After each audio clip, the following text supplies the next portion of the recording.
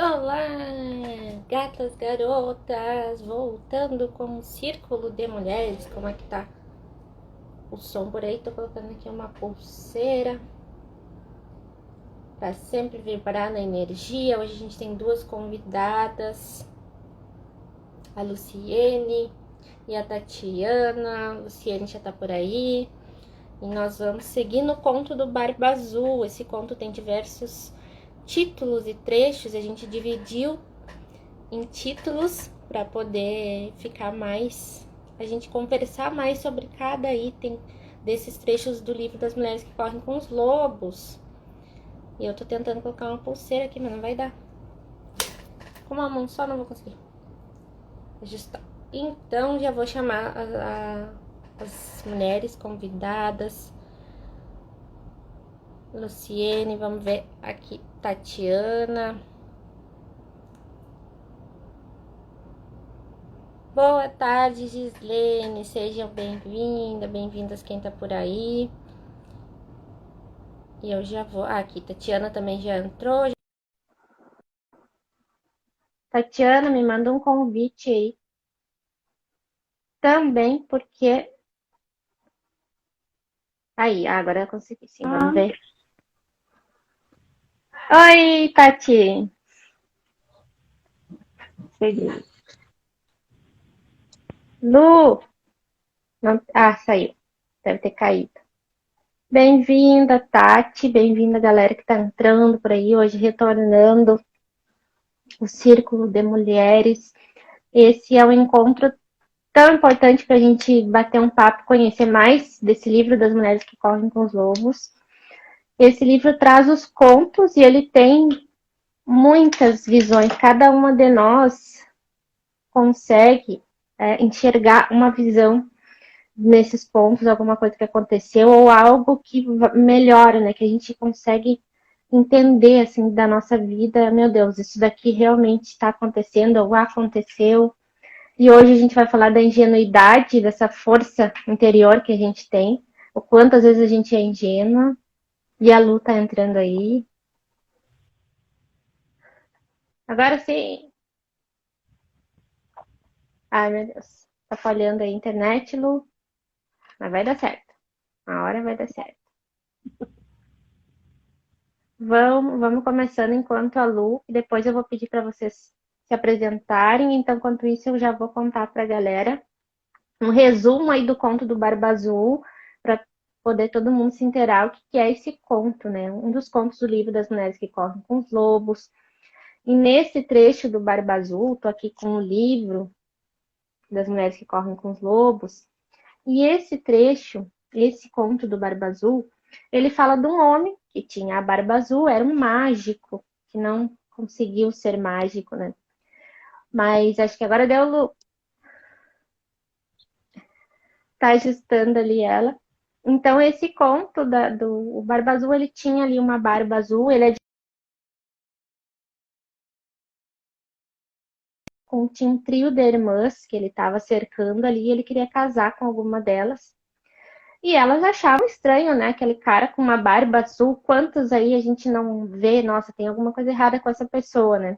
Mas a gente insiste e vai lá ainda. E ele levou elas para dar um passeio, fazer toda uma amostra do quanto ele era especial, né? Levou cavalos, aquela história que a gente tem, né? Que a gente pensa nos contos de fada, de casar com alguém que venha num cavalo branco, né?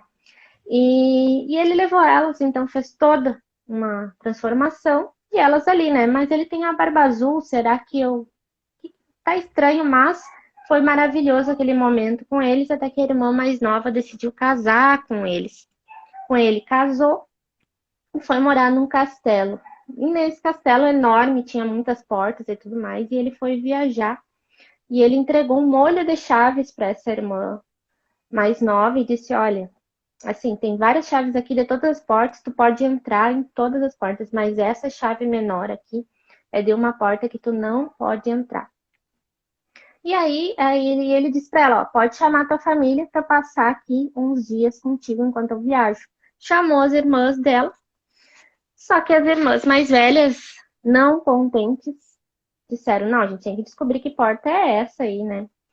E incentivaram ela a procurar qual era a porta, qual era essa porta aqui, dessa chave menor que tinha no molho de chaves. Aí elas abriram todas as portas, fizeram um jogo lá e tudo mais, até que uma porta bateu e elas colocaram a chave menor e era um lugar cheio de sangue e com muitas caveiras das ex-mulheres desse Barba Azul. Fecharam aquela porta correndo, né? Só que a chave continuou sangrando. Elas tentaram de tudo e a chave continuou sangrando, mostrando que ela tinha sido usada, né? Escondeu ela no guarda-roupa e ele chegou, pediu o molho de chaves, disse tá tudo bem aí, foi tudo legal. E ela disse não, foi tudo ótimo, tá? Entregou o molho de chaves, ele percebeu que não tinha chave pequena e disse para ela: "Ah, não. O que aconteceu com a chave pequena? A menor chavezinha?" E ela disse: "Perdi em algum lugar." Ela tentou ludibriar ele ali e ele ficou furioso com ela, pegou ela pelos cabelos, arrastou até o quarto, disse com certeza que ela abriu a porta e disse para ela: "Agora chegou a tua hora de ser decapitada, a tua hora." Uma das esposas, então, ela não cumpriu o que ele pediu, estava na hora dela ser decapitada. Arrastou ela, pegou essa chave, arrastou até o quarto, lá onde estavam as outras caveiras, e ela pediu 15 minutos para se reconciliar com Deus.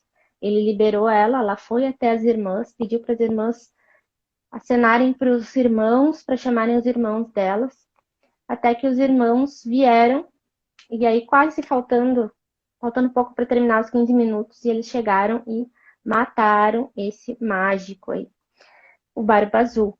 Então, e hoje, num dos trechos desse conto ali, essa parte inicial está na introdução do conto, e hoje que a gente vai falar da parte da ingenuidade, da parte do quanto a gente tem essa parte interna, convidei a Luciene e a Tatiana para falar com a gente sobre.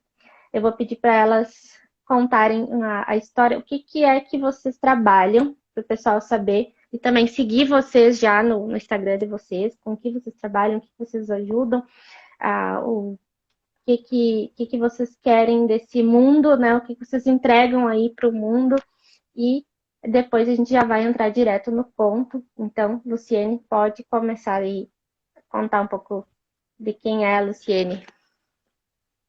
Boa tarde, Tuti. Eu sou Luciene, psicóloga, né? Trabalho com mulheres, com círculo de mulheres, com empoderamento feminino, com sagrado feminino, né? E eu acho que o nosso objetivo aqui é a consciência, né? Trabalhar e ajudar as mulheres a ter consciência, né? Tomar rédea das suas vidas, ter mais liberdade, ter mais autonomia para tomar suas decisões. E aí é isso que eu trabalho, né, com as mulheres que me procuram, né, que são mulheres que vivem muito isso que a gente fala no Barba Azul, né, relacionamento abusivo, são mulheres que geralmente são muito tolhidas e têm uma autoestima muito baixa. Então, o meu foco de trabalho é muito esse, tá? Pode Tatiana, apresentar a Tati. diga aí, Boa Tati, qual é a tarde tua história? pela oportunidade, pelo convite. Eu sou psicopedagoga, eu sou terapeuta de saberes femininos e trouxe como proposta para a psicopedagogia esse resgate dessa mulher. Por quê? Porque psicopedagogo, todo mundo acha que é só a criança que ele lida, né? Não, a gente acaba abarcando toda a família. E tem muito da minha observação nos casos que a ligação de mãe e filho é uma repetição de padrões dessa mãe ferida, que foi uma criança ferida. Nem toda mulher tem uma criança ferida, lógico. Mas a repetição de padrões interfere muito na aprendizagem de uma criança.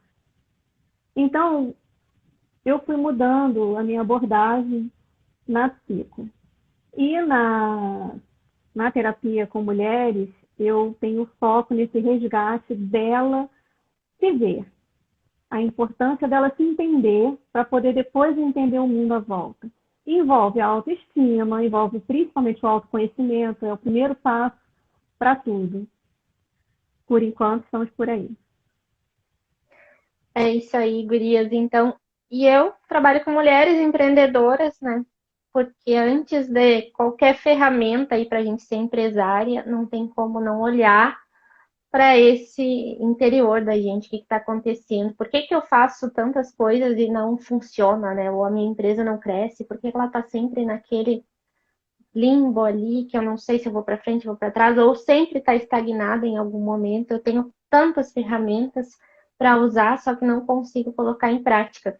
Então, eu entendi isso, que a mulher, começando pelo meu resgate, precisava buscar esse interior, o que está acontecendo, né? E é isso que as gurias também trabalham, e é o mesmo sentido desse autoconhecimento. O que está acontecendo, por que a gente não olha, quanto que a gente é ingênua e às vezes faz as coisas porque foi dito pra gente, né? Temos que fazer tal coisa, temos que ser isso, temos que ser a mulher de tal forma, e aí seguimos nessa ingenuidade.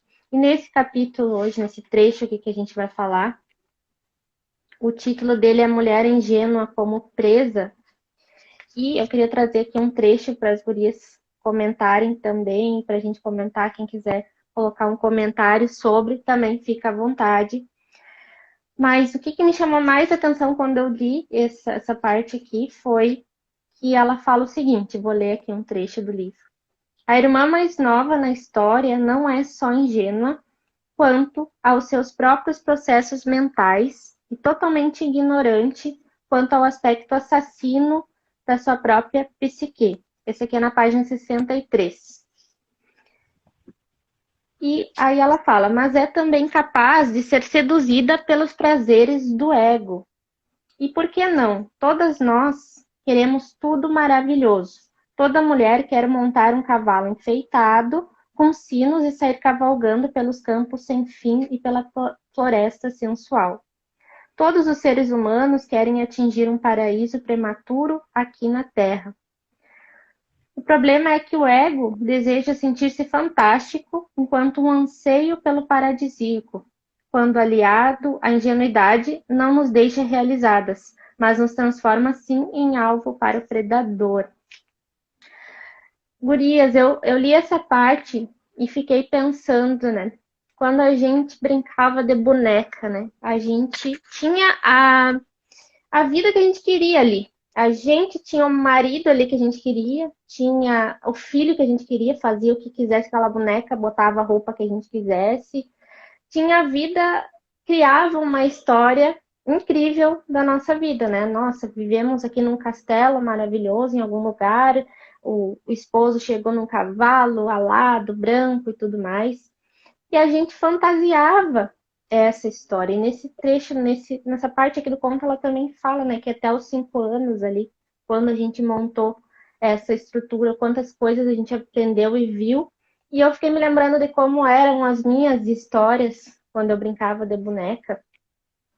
E ali eu satisfazia o meu ego naquele momento, na minha história. Eu tinha a boneca que eu queria, do jeito que eu queria, o filho como eu queria ter e aonde eu queria, era uma fantasia.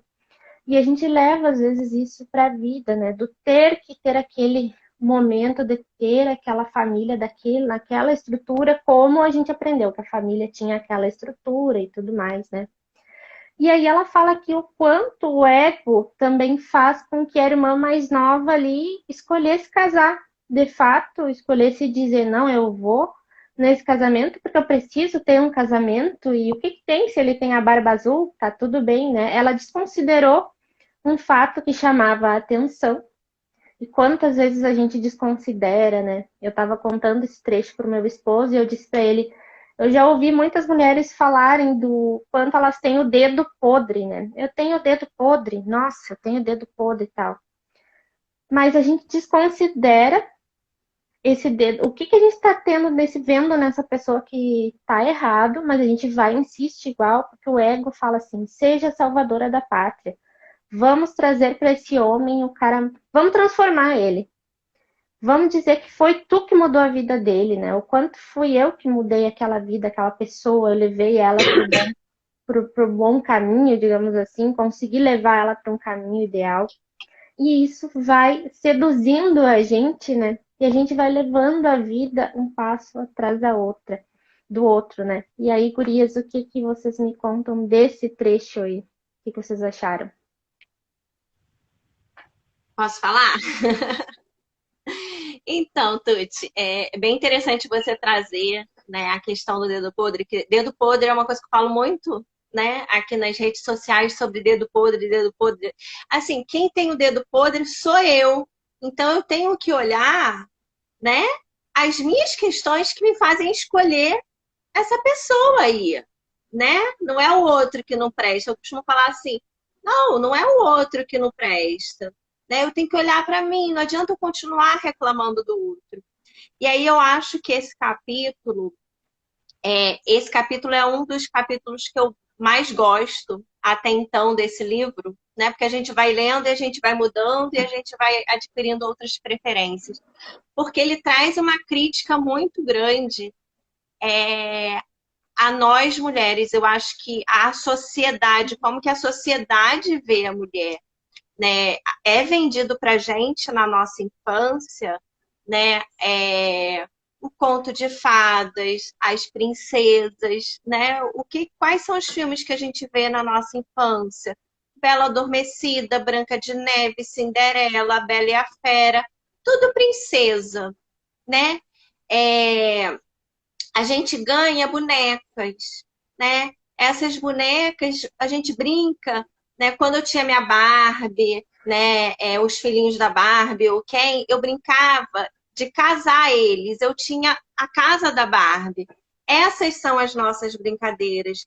E aí é embutido na nossa cabeça, nós mulheres, isso até hoje, né? Não é uma coisa de quando eu era criança, de quando a minha mãe era criança, quando a minha avó era criança. Até hoje é embutido na nossa cabeça que as mulheres, o valor da mulher é casar, é ter filho, é aquele casamento na igreja, fantástico, lindíssimo, caríssimo. Se a pessoa casar no civil, no oficial, não serve, tem que casar na igreja. Né? É embutido muito isso. E às vezes a mulher ela vai numa fantasia, realmente um ego. Não, eu vou casar, eu quero um casamento de véu e grinalda. Às vezes o relacionamento dela já é péssimo há anos. E ela quer casar. Por quê? Para viver um sonho de conto de fadas. Uma coisa que não existe, que não é aquilo. Né? E aí, ao contrário, o que é vendido para os homens?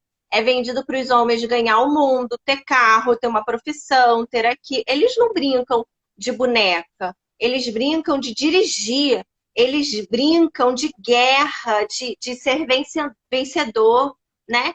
E por que é assim? Por que a gente se ilude tanto? Então, seria, acho que, muito bom, né, se a gente que está tendo essa visão, esse contato, né? A gente está aqui para transformar, né? A gente passasse para as nossas filhas essa opção, né?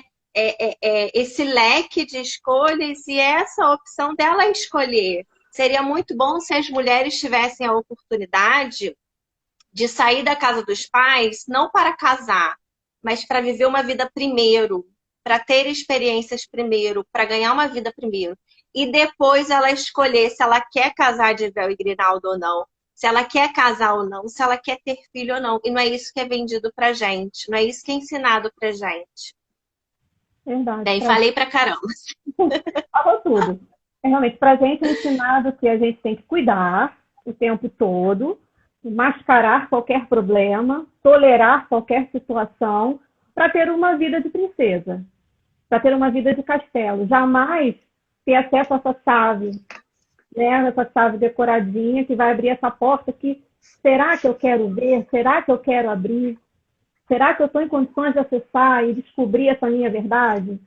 Né? Aí vem muito lá da nossa educação mesmo, é uma rede, vem muito antes de nós, e como você falou, depende dessa nossa geração de mães, mudar não só as filhas, mas também essa consciência dos meninos. Incentivar a mulher que estiver do seu lado a crescer, a ser empoderada, a aceitar essa mudança, né? Porque ele não tem que questionar, ele precisa aceitar, porque é igual.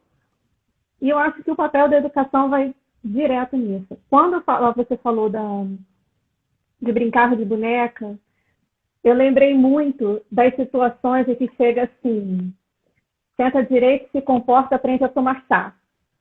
Eu acho que um dos primeiros brinquedos que eu ganhei, depois da minha boneca Mônica, meu pai fez artesanalmente, uma cozinha que funcionava. A bica para lavar louça funcionava. E eu me lembro perfeitamente que assim, você tem que ajudar sua mãe, você tem que cuidar da casa, seu pai chegando tem que ter um café, sabe? Essas caixinhas que foram botando a gente, que foram moldando. E hoje tem que fazer um serviço de desmonte e mostrar que não é só isso. Isso você faz para você.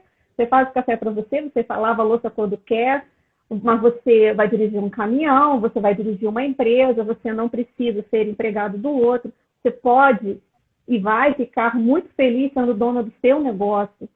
Então, desconstruir toda essa rede que nos envolve é um trabalho puxado que só cabe a nós. É árduo mesmo, né? É árduo porque a gente é muito julgado por isso. A gente é muito criticado, é muito julgado, porque ainda é muito forte, ainda está muito introjetado na cabeça da sociedade de que a mulher tem que ser perfeita dona de casa, tem que ser perfeita esposa, tem que ser perfeita mãe, tem que ser perfeita em tudo, né? E aí eu acho que é onde entra o ego dessa mulher, né? A mulher ela vai tentando dar conta, dar conta, dar conta, dar conta por uma questão de ego, né?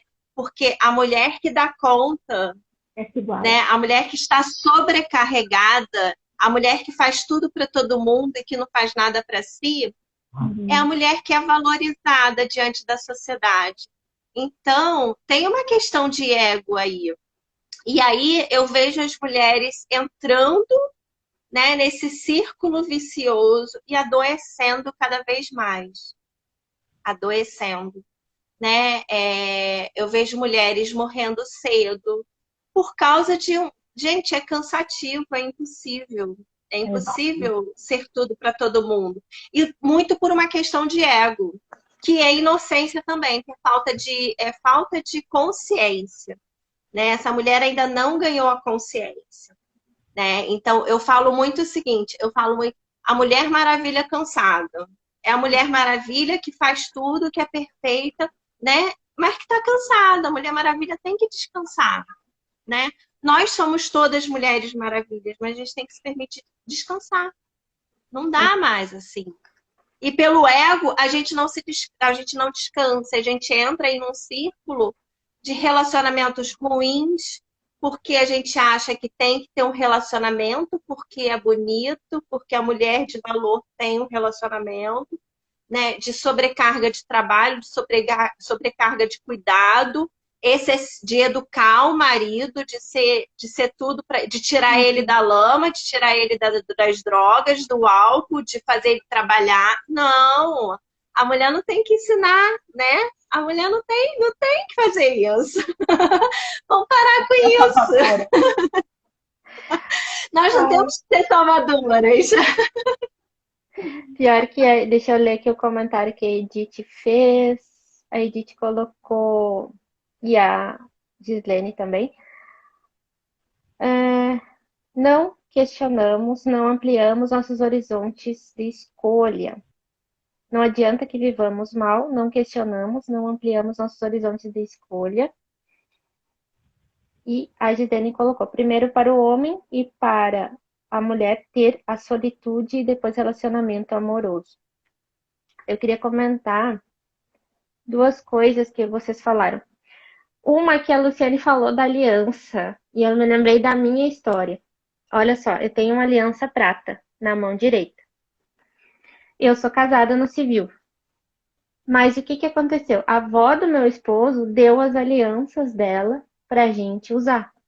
Só que o que ela disse? Vocês só podem usar, ou ela disse, que legal se vocês usarem quando tiver a festa e o casamento na igreja. E até hoje estou com a aliança prata. Isso é uma coisa que ele tem também, né? Tá tudo bem, ele também tem esse conceito, ele aprendeu dessa forma. Mas esses dias eu falei para ele, por que a gente tem que esperar ter? E eu não quero mais nem ter essa festa depois que eu comecei a esse autoconhecimento, eu entendi que não é só ter uma aliança dourada ou só ter a festa, que eu preciso, de fato, oficializar o casamento, né? E que esse casamento já foi oficializado, ele já existe, eu não preciso esperar um momento para ter uma aliança dourada, né? E eu disse para ele, providenciei uma aliança dourada ou eu vou providenciar uma que não seja essas que eram da avó, porque eu estou usando uma aliança prata até hoje. Então, como veio esse conceito, né, da avó que só queria se tivesse uma festa e aquele casamento tradicional na igreja e tudo mais, porque para ela nós não éramos casados ainda, porque ela não viu aquela cerimônia toda e ela não entendeu aquele processo, foi como ela aprendeu, né? E ele acabou acatando também esse conceito, porque é o que ele conheceu, que tinha que ter aquele casamento da entrada na igreja, né, da mulher e tudo mais. E aí eu me lembrei dessa minha história. E o que a Tatiana falou da boazinha, eu lembrei o livro das mulheres com os lobos, que ela estudou as mulheres, estudou os lobos, né? A mãe loba, ela não diz assim pro filhotinho, né? Seja agora bonzinho quando aparecer uma cascavel aí na tua frente. Não seja, não, agora tu pode ser boazinha e dá uma chance pra essa cascavel, vai que ela queira só passar aí perto de ti, que ela não quer fazer nada contigo. E o quanto a gente tem isso, né? Da gente às vezes tolerar ser boazinha, isso que a Gislene também comentou, síndrome de ser boazinha, né? Da gente dizer, nossa, eu tô dando uma chance para esse predador, para esse barba azul, tá tudo bem, ele tem a barba azul, mas eu vou dar uma chance, eu sou boazinha o suficiente, né? E aí, quanto a gente precisa dessa parte do lobo, da gente, dessa mulher loba da gente, né? De dizer, não, a gente tá sempre alerta para os riscos, para os perigos, deixar essa intuição falar, agora é a hora da caça, ou agora não é a hora da caça. E a gente deixar esse lado de ser boazinha de todo momento, que é o que vocês falaram do ter que, né? A gente tem que ser boazinha todo tempo, ajudar alguém, ou tá pronta para tudo o tempo todo, né? E isso nos limita a fazer as nossas coisas, né? Quando eu quero uma mulher que empreende, que ela vai abrir uma empresa, ela sente muita dificuldade com isso. Porque ela tá rompendo alguma coisa, às vezes a família dela nem tem empreendedores ali, e ela vai ter que fazer tudo sozinha. E ela não vai ser boazinha para ninguém, ela vai ser boazinha para ela mesma ali. Só que a gente não está acostumada a ser boazinha para nós, né? Nós somos acostumadas a ser boazinha para o externo e no fim a gente vai ficando por último nessa história, né? E aí, outro trecho que eu queria comentar com vocês, voltando um pouquinho na página. Oi, diga, Lu. Deixa eu falar. comentar, só complementando o que você falou, né? Que eu acho que é importante a gente falar para o público o seguinte. Foi bom você trazer a sua história, né? Não é que nós somos contra o casamento, né? Não sou contra o casamento, o livro também não é contra o casamento. Eu acho que esse ritual, né, de casamento é super importante, né? Eu acho lindo, eu também fiz um casamento assim, né?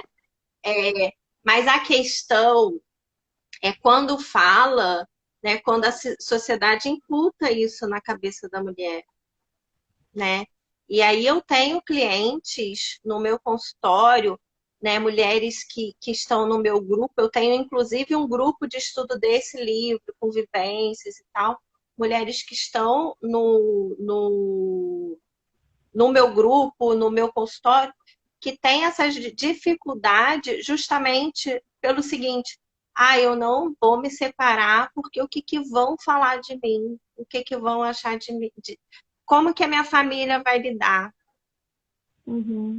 É uma armadilha do ego também, né? Essa é a questão, né? Eu acho que a gente tem que ampliar a consciência para que a mulher possa fazer suas escolhas, independente se as outras pessoas vão aceitar ou não, independente se você vai ser boazinha com o outro ou não. Você tem que aceitar, tem que ser o melhor para você, tem que ser boazinha para você.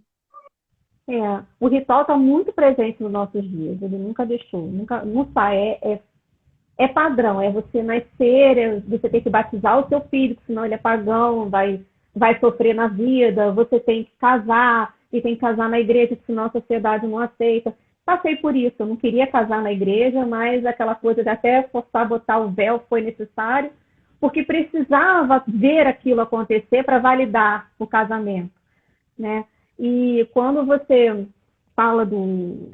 Quando a gente estava discutindo da mãe, papel de mãe, eu não estou dizendo que as mães estão erradas, não. Elas aprenderam dessa forma e não tem culpa, é isso. A questão agora é mudar. Mas a mãe do conto me chama muito a atenção, e eu acho que já falei isso com a Tuti, que ela vai nesse passeio com as filhas e ela também ignora o perigo, né? Ela se cala. Então, o quanto que essa mãe também não foi tolhida ao ponto de falar assim: eu sinto que não é bom para minha filha esse homem, mas a vida que ele vai dar a ela é a melhor. Essa dualidade, nossa, isso me deixou muito incomodada, porque essa mulher não tem essa sua mulher selvagem desperta. Ela é capaz de ouvir a voz da mulher selvagem dela lá no fundo, mas ela não leva em consideração. E aí vem a questão da geração. A geração seguinte, que são das filhas mais velhas, já tem essa sacada. Ela fala assim: não, o cara tá dando isso aí porque ele quer me levar para passear, me leva. Mas eu não vou cair na lábia dele, eu não vou cair no golpe dele. E a irmã ainda não está matura o suficiente. Essa ingenuidade, essa falta de orientação também levou ela para esse lugar perigoso, né? Para essa tocaia. Isso complementando o que a Lu falou da história da aliança, é assim, é o que esse ter que, porque assim, eu queria casar porque eu achava essa festa e tudo mais, porque eu achava que não existia casamento se não tivesse aquilo ali. Era o que eu aprendi. Eu vi todo mundo casando na igreja, aquele processo todo, então eu só achava que precisava ter aquilo para de fato oficializar o casamento. Que o casamento no civil tinha acontecido ali por uma burocracia, mas que o casamento oficial mesmo não tinha acontecido. Mas, como a Tati falou, foi o que a gente aprendeu. Até aquele momento eu estava no tenho que entrar na igreja e tem que ser com o pai levando até o altar. Só que eu não enxergava, eu não tinha outro conhecimento sobre a minha escolha de fato. Se eu quero casar na praia, que seja eu entrando sozinha, ou que não seja, que seja um amigo oficializando o casamento, tá tudo bem. É a forma como eu vou me sentir bem, é a forma como a gente vai se sentir bem naquele momento. Não seguir todas as regras, né? Isso de, não, eu só vou dizer que... Porque o que vão pensar se eu não casar na igreja, né? A gente só fica nesse pensamento, né? O que vão pensar se eu não fizer isso? O que eu vou pensar se eu não tal coisa? Se eu não quiser ter filho, o que vão pensar? Que nem a Lu falou, eu vou me separar, o que vão dizer de mim? A gente fica muito, às vezes, limitada, e a vida vai passando, né? A gente se limita a isso, a querer a opinião dos outros, esperando que seja, que eu tenha que fazer exatamente como todo mundo fez, né? E aí, nesse outro trecho que eu vou trazer para vocês, tem tudo a ver com isso, né? Mas ela fala o seguinte, ela fala que... deixa eu ver qual parte que eu vou começar a ler. Ela fala da parte da célula na biologia, de quando a gente se forma lá no embrião, quando a gente é aquela célula, e a gente sempre está se descobrindo, né? Então ela fala assim, do ponto de vista psicológico, as meninas e os meninos são como que dormentes para o fato de que eles próprios possam ser as presas. Embora às vezes nos pareça que a vida seria muito mais fácil e menos dolorida se todos os seres humanos nascessem totalmente em estado de alerta. Isso não acontece. Nós todos nascemos a landing, como potencial do núcleo de uma célula. Em biologia, unlange é uma parte da célula caracterizada como aquilo que se tornará. Dentro dessa célula está a substância fundamental que com o tempo irá se desenvolver, fazendo com que nos tornemos uma pessoa inteira. E a gente está o tempo todo tentando, a gente tem que tentar acelerar essa reconstrução daquilo que a gente se tornará, e não do que aquilo que tem que ser, né? Do que as mulheres têm que ser, do que a gente tem que ser. aceitar porque aquele casamento será que vai ser incrível? Ou um projeto, né? Eu estava pensando, quando eu vou aceitar uma proposta de uma parceria, de um projeto, será que eu aceito porque a princípio parece incrível? Nossa, agora vai ser incrível. Ou eu tenho que aprofundar, escutar o que está dizendo aqui dentro, né? Quando eu comecei a empreender, eu tive uma proposta em que eu ia ter que trabalhar muito. Parecia maravilhosa, incrível, a apresentação maravilhosa, mas eu tinha que trabalhar muito para ter o resultado, muito tempo também para ter o resultado. O que que esse racional dizia, né? Dizia, esse casamento aí vai ser incrível. Um dia, um dia vai ser sucesso. Não agora, mas um dia vai ser, porque a apresentação era incrível. E a apresentação desse Barba Azul para elas, né? O quanto ele foi incrível ali, quanto ele fez todo e quantas coisas a gente entra, não é só projeto, não é só relacionamento, amizades, né, que a gente conquista ali quando vê, parece uma vitrine maravilhosa e a gente vai lá e entra e a gente tá deixando essa parte da célula que a gente está sempre buscando acelerar, só que ao mesmo tempo a gente está se formando pelo que disseram que a gente tinha que ser. Eu tenho que aceitar isso, eu tenho que aceitar esse projeto porque ele parece maravilhoso, eu tenho que trabalhar com isso porque é maravilhoso, eu tenho que continuar trabalhando na CLT, ou eu tenho que ser isso ou aquilo, né? E quantas coisas a gente aceita? Muita coisa, né? Não, o que as gurias estão falando, se a gente for pensar aí, eu aceitei muitas coisas, por exemplo, aceitei o baile de debutantes, né? Hoje eu penso, meu Deus, por que que eu fiz baile de debutantes? Tá tudo bem, eu tive que trabalhar para aceitar por que que eu participei. Mas era uma coisa que meus pais queriam, né? Uma coisa que era o sonho deles, que eles conheceram que aquilo tinha que apresentar a moça para a sociedade naquele momento. Eu aceitei, vivi o sonho deles, né? Mas o E quanto a gente aí, aceita, né? e Diga-lo. tudo bem, né, Tuti, né? Isso, tudo Eu bem. acho assim, né? Eu acho que tudo bem, porque também eu acho que acho que é o seguinte, né? Eu já me casei, né? Ritual de festa, de casamento na igreja, véu e grinalda, e eu me separei. Naquela época fazia super sentido para mim, sabe? Fazia sentido, era o que eu queria, era o meu sonho e tal. Hoje já não faz sentido para mim, né? Eu acho que se a gente está falando que nós, seres humanos, nós somos pessoas em evolução, né? Como ela diz, anlage, né? Que é aquilo que se tornará, a gente Uhum, não vai ser hoje a mesma coisa que a gente foi há 5 anos uhum, atrás. E com daqui a certeza. 5 anos a gente vai ser coisa totalmente diferente, né?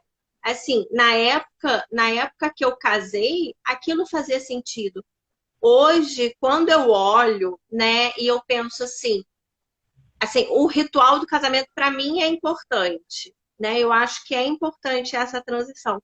Mas assim, hoje, se eu casasse novamente, eu faria muita coisa ali diferente, né? Primeiro que eu não entraria com meu pai e meu pai não me entregaria na mão de outro homem, porque isso, no meu ponto de vista, é preconceituoso, é machista, né? Entregar uma mulher. Eu acho que eu hoje assumiria a postura seguinte: eu sou dona da minha vida e eu me entrego. Ninguém vai me entregar. Primeiro ia ter essa postura, entendeu? Então, eu acho que a gente tem que aceitar isso, né? Não é porque Uhum. a pessoa teve essa escolha que ela era cega. Naquele momento fazia sentido, né? E às vezes as coisas mudam e passam a não fazer mais sentido, né? Como você falou, eu já tive possibilidade de trabalho que eu ia ter que trabalhar muito. Se fizesse sentido, filha, você ia trabalhar, você ia ser feliz. E se parasse de fazer sentido, tudo bem, você sairia e iria empreender. Né? O importante é estar sempre nesse processo de tentar se tornar aquilo que se transformará. A gente tem que buscar isso. E as pessoas correm disso. As Nunca é pessoas não querem tarde, né? transformação. Nunca é Nunca é tarde, tarde, né? as pessoas não querem transformação, as pessoas correm disso o tempo todo. quer continuar a mesma coisa sempre. Não, não é esse o caminho. A gente tem que se transformar, a gente precisa se transformar. E isso que tu falou que a Tati, eu tava falando com a Tati sobre a idade, sobre mulheres que às vezes estão com 50 anos e fala, já fiz tudo nessa vida, agora eu não vou fazer mais nada. Tá tudo bem, mas não é tarde para também aceitar. Tá tudo bem que a gente fez essas outras coisas que nem tu disse, tá tudo bem que eu debutei, tá tudo bem que teve o casamento com o Bel e Sim, Grinalda. Foi uma experiência, foi um momento que a gente teve que aprendeu, viu um outro ângulo também, teve que viver aquele momento, e nem aqui ela teve que arriscar a vida dela, a irmã mais nova, para de fato passar por uma experiência que ela não vai passar uma próxima vez, ou ela vai ter um receio, vai escutar muito mais o que está aqui dentro, né? Teve um aprendizado aí uma quase morte e para poder passar por isso, para entender o que está o processo aqui dentro, e tem coisas que a gente precisa passar, né? Tati, pode falar que tu ia falar.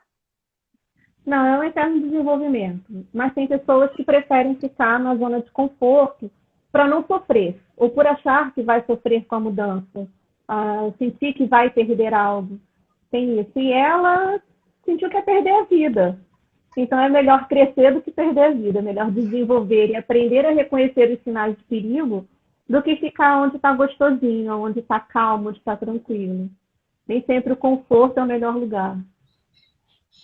e na verdade, né, Tati, é, às vezes no conforto tem sofrimento, que é Hum, apenas um sofrimento conhecido, por isso que as pessoas continuam, né? hum, Já a mudança também tem sofrimento, mas como não é um sofrimento que as pessoas conhecem, as pessoas não sabem o que vai dar, as pessoas fogem.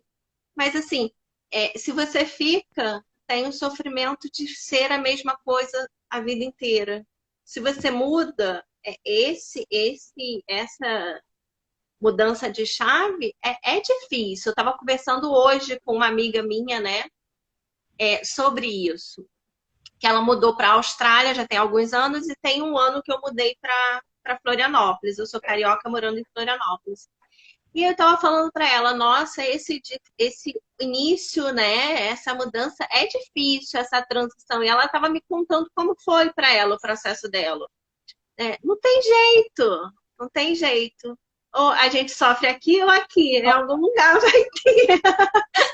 Vai ter, a gente tem que escolher.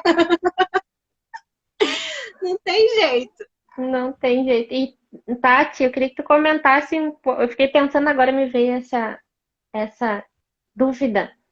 Mas eu fiquei pensando o quanto na psicopedagogia os pais hoje parece que o meu esposo é professor, e eu sinto uma terceirização da educação, assim, que vai o filho cru assim para a escola, né? E o professor tem que se virar, fazer alguma coisa. E eu acho que nesse processo que tu tá falando, quando eles se dão conta de que eles também vão precisar se olhar, se transformar para poder ajudar, que o filho não é simplesmente tu dar fazer alguns jogos de desenvolvimento ali, da aprendizagem, que ele vai sair aprendendo matemática de hoje para amanhã. E que tem também o pai, né? O desenvolvimento do pai e da mãe ali para poder naquele processo. Conta um pouco para nós como é que é isso, assim, dos pais também terem que se envolver, que não é só uma dificuldade de aprendizagem da criança, né? Mas que tem toda uma história, um conjunto ali da família, né? É assim, a criança, primeiro lugar em que ela começa a aprender, e aqui eu estou falando das minhas crenças, daquilo que eu acredito, é o ventre. Né? Estudos já mostram que a criança escuta o pai, escuta a mãe, ele reconhece vozes, ele ouve músicas a partir de uma certa semana de gestação. Então ali já começa os primeiros encontros com as sensações. Quando essa criança está no mundo e começa a interagir, tudo é bonitinho, né? A mãe está ali, dá assistência, o pai dá cola e tal, ele começa a andar. Os pais começaram a terceirizar a própria educação doméstica. Ele falou assim, a escola vai ensinar o meu filho a dar obrigado, a dar bom dia. Eu não preciso. Meu filho vai socializar na escola, eu não preciso socializar meu filho. O meu filho, eu dou um celular para ele ficar quieto e eu poder fazer as minhas coisas. O que eu mais ouvi nesse período de pandemia foi professor questionando a piora da ausência dos pais, porque o ensino remoto tem suas vantagens e muitas desvantagens que eu particularmente enxergo, mas os pais também não acompanharam, por questões culturais, ou porque estavam muito ocupados no seu home office, ou porque não conseguiam realmente acompanhar em N motivos. Então, quando chega uma criança pedido da escola, dificuldade na aprendizagem, concentração, você pergunta se tem um diagnóstico de outro profissional, se é uma questão neurológica, que veio do próprio nascimento. Não, é da aprendizagem. Ok, é para mim. Então, eu abraço. E aí eu começo a ver que é uma criança que tem medo de falar porque o pai, ou os pais, o responsável, a pessoa que está com o aprendente, ele já impõe uma autoridade que a criança não está acostumada. Então, ela está sendo educada também pelo medo. É aquela questão, você tirou 10, tem que tirar 11. Por que você não fez o trabalho? Você não está entendendo por quê? Você não está indo para a escola? O que seu professor está fazendo? O que essa psicopedagoga está fazendo que a sua letra continua horrorosa e você foge da margem, você corre da linha? Né? Então, os pais, eles não estão ainda muito congruentes conosco. Eles ainda estão terceirizando cada vez mais o seu papel de pai, de educador e orientador. A escola educa, ela passa conteúdo, ela forma cidadão, está ali para formar cidadão crítico, reflexivo, capaz de dialogar, de questionar, de aceitar uma ideia, de refutar uma ideia. Mas se a gente não tiver a parceria dos pais nesse processo, a gente não anda o quanto que a gente deseja andar. Então, o papel do pai está nisso. Indo para o conto, relacionando com o conto. O silêncio da mãe terceiriza o papel dela para as filhas mais velhas. Quantas mães, em várias situações, eu não estou falando de uma pessoa que necessita deixar seus filhos, seu filho mais velho, poder trabalhar. Não, estou falando de pessoas que têm condições de ter uma pessoa que ajude, e aí terceiriza o seu papel de mãe também para babá, para aquela diarista que está com ela, para a própria faxineira. Eu não sei ainda determinar o que se passa com esses pais. Se é tranquilo fazer isso porque eu só botei meu filho no mundo e o mundo cria meu filho. Né? Mas essa pouca conexão dos pais com professores está trazendo para a escola alunos cada vez mais com dificuldade, principalmente no contato no convívio social. Eu sinto assim, trazendo uma história para vocês também, rapidinho, para nós encaminhar para o final. Eu no shopping e eu olhei uma mãe no celular, aqui com a cabeça baixa, e o bebê, assim, 1 ano e meio, 2 anos, sentado em cima da mesa no shopping, sozinho, assim, sem nada, com o celular ali, assistindo uma coisa, parado um suporte, assim, e ele assistindo um desenho, algum joguinho, alguma coisa assim. Eu fiquei olhando aquilo e fiquei pensando, né? O quanto também esses pais, quanto a gente está cercado de tanta informação, né? Tanta coisa, a gente está ali com o celular assistindo um Reels, o TikTok e tal, e a gente está tendo felicidades instantâneas, né? A dopamina ali vem com tudo, a gente está vendo aqueles videozinhos de 30 segundos e está sendo feliz naquele momento, está vindo uma dose, várias doses, assim, pequenas doses, né? Pequenos shots de felicidade naquele momento ali. E eu fiquei pensando naquela criança, né? Quando ela for para a escola, ela vai querer subir na mesa e ela não vai poder subir na mesa. Mas a mãe me colocou na mesa para assistir o celular enquanto ela podia mexer no WhatsApp dela ou o que ela estava fazendo ali. E quando essa criança chega na escola, ela vai querer subir na mesa, porque a mãe me colocou na mesa, né? A gente não tem essa noção, né, de quanto. Eu acho que vem tanta informação pra gente, e isso aqui, relacionando também com o conto, essa menina ali estava tendo quantas informações, né? Do tenho que ter um casamento com esse Barba Azul, ou eu fico em casa, ou esse casamento vai ser maravilhoso. Ela estava minada de coisas também, quanto a gente vai precisar saber discernir essas ideias. E aí, para a gente se encaminhar para o final, para depois, se a Lu quiser Posso comentar fazer, alguma coisa, dá tempo de eu isso, fazer um comentário, isso Tuti? pode falar assim, uhum. Tá? O que acontece, né? A gente tem duas formas de se relacionar, né?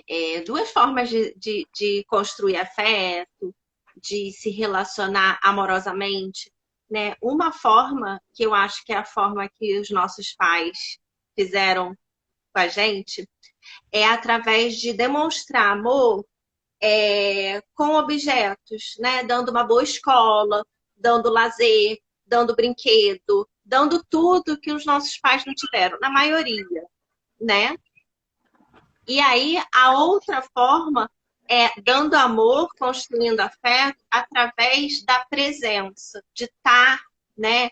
De estar com a pessoa, de ouvir o filho, de ter uma relação afetiva mesmo, de contato, de acolhimento, de validar essa criança, né? E aí eu acho que depende muito de como a gente aprende isso, como que a gente reproduz isso e como que a gente vai buscar isso, né? De uma certa forma, para essa mulher aqui do conto, né, ela aprendeu que era importante o castelo, o homem tinha tudo, né? Porque a mãe dela também pensava assim: ah, ele tem a barba azul, mas ele tem um castelo, vai dar o melhor para minha filha, mas não vai dar o afeto, a conversa, o diálogo, né? Tanto é que quando ele deu a chave para ela, ele falou assim: você só não entra nesse lugar. Não conversou por quê, não explicou por quê, não tem diálogo com ele. Só tem, se você não fizer, você vai morrer. Né? Então eu acho que é importante a gente refletir sobre isso. Mesmo que a gente tenha aprendido, né, uma relação de afeto, assim, de ter tudo, né, de ter a melhor escola, de ganhar as melhores bonecas, de ter pouco diálogo, é importante a gente refletir sobre isso, buscar relações assim. E construir isso também para os nossos filhos, né? Eu acho. Exatamente. Então, vamos indo para o final e eu já vou concluir aproveitando isso que a Lu falou. Eu queria muito agradecer vocês por terem participado, gurias, Luciene, Tatiana. Sigam aí os perfis das meninas, também clicando aqui em cima na flechinha a gente consegue seguir. E para conhecer o nosso trabalho, tem lives aí, a gente faz lives, tem conteúdo e tudo mais no nosso Instagram. Toda terça aqui tem esse círculo de mulheres. Semana que vem tem às 13 horas de novo. Seguimos aí no Conto do Barba Azul, com convidadas também. E o que ela fala no final desse trecho aqui? Ela fala o seguinte, que a gente tem, eu interpretei da seguinte forma, a gente tem muitas portas na nossa vida e tem essa chave que não é para usar e é para usar. O quanto a gente tem que ter a chave certa no momento que a gente quer, o quanto a gente tem que se arriscar, às vezes, a abrir alguma porta para ver o que está do outro lado, o quanto a gente não deve escutar alguma coisa que está dizendo aqui dentro, não abre essa porta, não abre essa porta, ou abre essa porta. No caso dela ali, se salvou porque ela abriu a porta, né? No caso da irmã mais nova que casou ali com Barba Azul, ela se salvou porque ela realmente quebrou as regras, né? Realmente disse, não, eu vou abrir, tu disse que. Só que ela ouviu as irmãs mais velhas. Essas vozes que estão, às vezes, na nossa cabeça dizendo, vai lá, faz tal coisa. Escutar mais isso, se escutar mais, né? Parar para a gente silenciar e conversar com nós mesmos e perguntar o que está acontecendo contigo, abre essa porta ou não abre essa porta. E aí ela fala, a gente tem que ter essa chave ou a gente não tem essa chave. E o próximo título, a chave do conhecimento, a importância de farejar. Ela tinha essa chave e foi farejando até essa porta e a gente vai falar isso no próximo encontro. Então, gratidão para quem estava assistindo, Gislene, Edith, quem está mais por aí, que não comentou. E, gurias, para vocês se despedirem, agradecerem aí, convidar o pessoal para seguir vocês. Obrigada, Tuti, pelo convite. Obrigada aqui pela oportunidade de troca. Acho que é sempre muito rico a gente dividir, a gente colocar nossa opinião e a gente ampliar a consciência das pessoas, das mulheres. Sempre muito rico. Obrigada, Tuti. Obrigada, Lu. Prazer estar com vocês, conhecer vocês, troca é sempre rica. Pode me seguir, gente, por esse meu perfil. E também eu tenho o perfil prazer.em.aprender, onde eu falo da psicopedagogia e já trago algumas nuances da mulher selvagem, dessa ligação de mães e filhos. E eu vou deixar aqui uma dica que a própria Clarissa deixa para gente, que eu achei fundamental já no finalzinho também. Enquanto a mulher for forçada a acreditar que é indefesa e ou for treinada para não registrar no consciente o que sabe ser verdade, os impulsos e dons femininos da sua psique continuarão a ser erradicados. Mulheres, não deixem acontecer. Confiem em vocês, ouçam essa voz interior. Vocês são deusas. Obrigada, Tuti. Obrigada, meninos. Gratidão, gratidão quem tá por aí. Até a próxima. Beijo. Beijo.